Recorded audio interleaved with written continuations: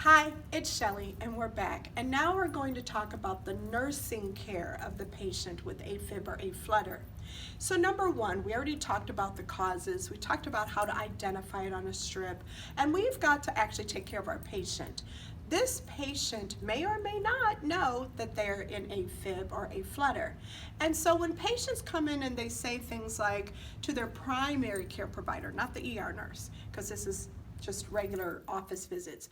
When they say comments like, you know, doc, I feel like my heart skips a beat every now and then, or there's some like butterfly flutter thing going on in there. Or maybe they say things like, every now and then I feel like my heart is racing or pounding out of my chest. Or they say things like palpitations. If they know that word, they would say that. And then there's the patients that say things that you should go, oh no. And in my family, my own family, my family members said, I don't know, I just feel like I could faint. I almost fell the other day. I got really dizzy and yada, yada, yada. Well, that was all AFib. So when you hear those comments, the dizziness, the almost fainting and falling and all that, that's a separate category than, I don't know, I think my heart is fluttering or skipping a beat or something like that.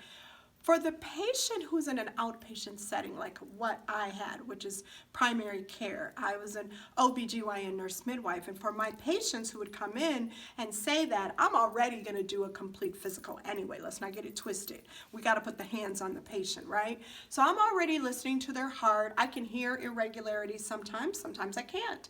Because remember, with AFib, it doesn't happen continuously.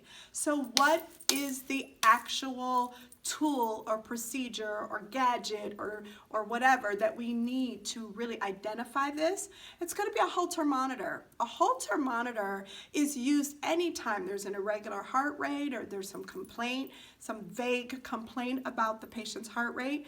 They wear the Holter monitor for 24 to 48 hours. They document everything that's happening, whether they took medications, whether they had a bowel movement, because as you know, Valsalva can affect the rate of your heart, whether or not they ate a big meal, what medications they took, you know, that sort of thing.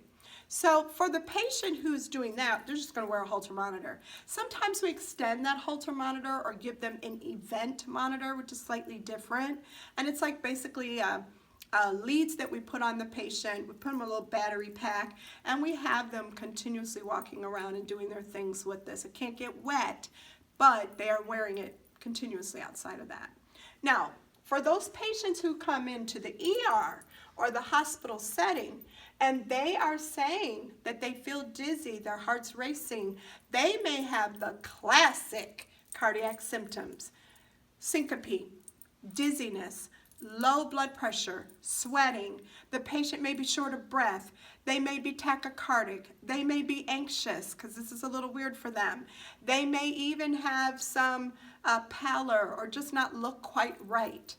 Those are cardiac symptoms you cannot ignore, especially syncope and dizziness, because they place your patient at risk for falls.